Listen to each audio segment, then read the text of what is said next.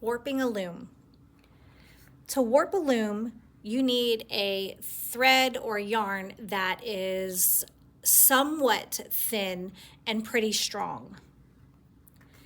To begin, you are going to measure halfway down the back side of your loom and hold the yarn in place. Go through the first notch at the end and then tightly pull to go through the bottom notch. You're going to repeat this, making sure you pull tightly and go through every notch on the loom. Make sure you're pulling tightly.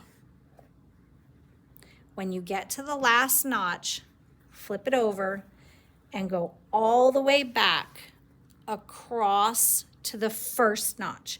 This is going to give you plenty of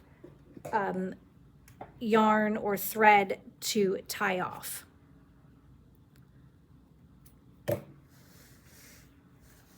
Now take both ends and pull tightly, very, very tight, and tie a knot. Keep them pulled as tight as possible while you tie your knot. As I'm tying, I'm kind of pushing down on my thread so that it doesn't get very loose. Okay. Now, you can put a piece of tape across the back of it and write your name on it. This is what the front of the loom should look like. All of your lines are nice and straight and they're pretty tight.